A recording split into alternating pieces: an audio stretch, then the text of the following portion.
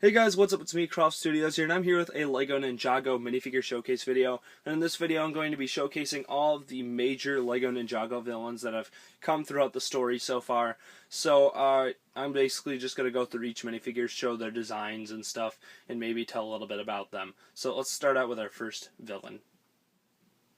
So our first villain is Samukai right here, and obviously if you guys remember how he was defeated, he actually wasn't defeated really by any enemy, but he tried to hold all the golden weapons in his hands, which therefore nobody can actually withstand all the power at once, so he basically just died. We gave him a little axe weapon right there with a bone. But you can see what he looks like right there. I'm not necessarily a big fan of Samukai due to the fact that he doesn't even look like a human whatsoever. Like, what the heck is he even supposed to be? I've just always been confused by that, so I don't really like him that much as a minifigure. But you can see what he looks like right here. He has a nice design, I guess. If maybe I got an explanation on what he actually was before he was a skeleton, it would maybe clear that up. Obviously, the really cool part about him is that his mouth opens up and stuff like that. Really nice design right there, where he can basically open and close. So that's basically it for Samukai. Our second figure is Pythor right here, and I decided to show the newer version of him just because it's the most updated version. You can see right here. I do have the purple version as well. You can see what it looks like. This is definitely my favorite Ninjago villain ever. It has to be. Pythor is just too awesome of a classic villain with his British voice and his awesome techniques and stuff like that. He basically almost destroyed the ninja. You can see what he looks like right here. Very nice design on him. I love the purple and white color, and obviously the little jewel on his forehead right there, and you can see what he looks like with his mouth open. I really would have wished, though, on this minifigure design, they would have made it so his mouth opens and closes, kind of like they did with Samukai's. They could have made like a little clip piece down here on his lower jaw so he could open and close. I thought that really would have been a cool design, but they kind of missed out on that opportunity. You can see his back printing right there. It's pretty cool looking. Just a very well designed minifigure. You can see I gave him one of those newer swords in that tannish color. When you take off his head right there, you can see his torso printing a lot better. So that's basically it for Pythor. Moving on to our next villain, which is basically General Kozue right here. I'm not really a huge fan of this guy either, just because he doesn't really speak at all in the show. We can't even understand what he's saying because he speaks in a foreign language, which is basically the Stone Warrior language. You can see his printing, though, is definitely amazing. I love his printing. The molding on that second torso right there, since he has 4 arms. I like that big sword they gave him as well. And if you guys remember how this guy ended up going in the show, is basically Dareth put on that helmet. He didn't really die, necessarily. Dareth just basically put on that helmet that controlled the army, allowing him to control Kozue. Therefore, I guess he was defeated in a sense. And then when you take off his helmet right here, you can see his face a little bit better. His helmet just broke on me. You can see what his face looks like.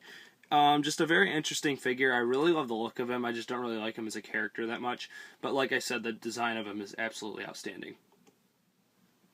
Up next is Lord Garmadon. And this guy, it's funny, like most of these Ninjago villains so far, most of the people think they were just kind of defeated. You know, Garmadon was defeated, but he actually turned good at one point, if you guys know. He ended up turning good. You can see his printing right there is pretty cool with the purple robes. And I gave him a custom mega weapon right there. I just basically put a kind of cone piece on one of those gold staff pieces, which is pretty cool. I got that in Pharaoh's Quest a while ago. I have a couple of those too from Loki and stuff. You can see what he looks like right there. I really love that face, that angry face right there. Garmadon's just got a classic villain feel to him. Obviously, he was kind of like the classic villain of Ninjago, so nobody can really forget about this guy. He's definitely main to the story, one of the main characters of all Ninjago, so definitely a cool character. Our next villain is General Crypt right here. Now, I'm not necessarily a huge fan of this guy either, but obviously he does have his role in the show. One thing I don't like about him is actually his design either, and his kind of attitude in the show is kind of just, you know, not very cool or anything. It's just basically the same as the rest of the Nindroids. It's not really anything cool or anything. It's not unique at all since he is a robot. And also his design is very similar to the rest of the Nindroids, so there's not really much special about him. He's probably the least unique of all the characters, but he's still a decent character, I guess, to include. He's just basically the main Nindroid that the Overlord had, so that's basically it for him. Up next is the Overlord right here, and this guy is crazy looking. You can see his torso and leg printing are just very detailed. You can't really get much detailed than that. You can see his face right there is really cool looking. I love that crown piece, and his armor piece is cool as well. You can see when you turn him around, he also has some very detailed back printing right there. Just a great character, and a great minifigure. I used to not be a huge fan of this guy, but I've definitely grown on him. He's grown on me, I mean. Definitely a cool character. You can see when you take off his helmet, he has that crazy looking face right there. Just an awesomely designed character, and also the character in the show is just basically pure evil. So he's definitely a cool character. Our next villain right here is Master Chen, and I'm a huge fan of Master Chen. I definitely love him as a villain. He's just a really funny villain, but at the same time, he also has his master plans and stuff, and he has his background with Sensei Wu and Garmadon and stuff. He has his past, and I just really like how he has a lot of backstories and stuff to him. If you remember from his season, he just had all the elemental fighters. I just really love that season because it definitely came back from the Ninjago season, which I wasn't really big on. I definitely love the Chen season, though. It did a really good job of capturing all the ninjas and stuff like that. And one thing I thought was weird about that whole thing was how Zane even came back in the first place. Like, how did he even get Zane? That was never really even explained that well. So I wasn't really a fan of that. But Master Chen is just a sweet character, really well played character, and they just designed him perfectly as well. So let's move on to our next villain. Our next villain is Mauro right here, and this guy's okay for me. He's not a great villain, he's not a bad villain. He's kind of like in the middle for me. I like his design though, I like the clear legs, but one thing I hate about his design is how the green kind of changes color a lot of the time. You can see there's like crazy green on the bottom that's translucent. You got like a kind of palish green on the arms, and then you got dark green on the torso. Then you have a different color green for the head. It's just, I don't really like that very much. You can see his hair is pretty cool looking right there. He has some very nice back printing. The back printing is really well done. I like that symbol right there. You can see his sword right there is a really cool color as well. You can see when you take off his hair right there. Looks pretty cool. I wish they would have made kind of like a limeish green color for his arms, and instead of that kind of palish green. I don't really like that very much. Other than that, he's a cool character, and his character in the show, I guess, is okay.